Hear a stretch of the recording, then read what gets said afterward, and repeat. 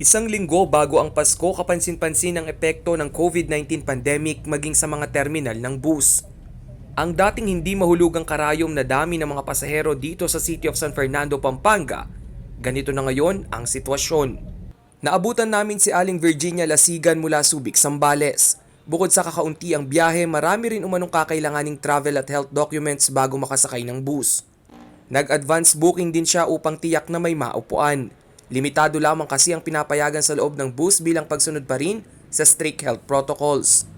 Mula nang mag-lockdown, ngayon man lang ako makakauwi. Mag-iisang oras naman nang naghihintay ng bus patungong Maynila si Rodel Manalad. Susubukan niyang makapagpasa ng requirements sa kanilang opisina bago muling sumampa sa barko. Pero dahil kakaunti ang biyahe, tila maaabutan pa umano siya ng closing time ng kanilang tanggapan. Yung dahil konti yung bus, syempre hindi katulad dati. Anytime nakakasakay ka. Ngayon maghihintay ka talaga. Okay naman para syempre sa kaligtasan. Ayon sa Department of Transportation, hindi na raw katakataka ang kakaunting bilang ng mga biyahero ngayong taon. Bukod kasi sa nakauwi na sa kani-kanilang probinsya ang mga kababayan nating nawalan ng trabaho, mas pinipili na rin umano ng ilan ang manatili sa kanilang kinaroroonan dahil sa dami ng health certification na kakailanganin sa oras na sila'y umuwi.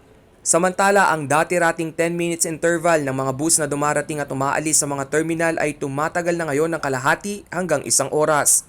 Pinapayuhan din ng mga biyahero na mag-book ng kanilang tiket 2 araw bago ang biyahe. Rainiel Pawid, CLTV News.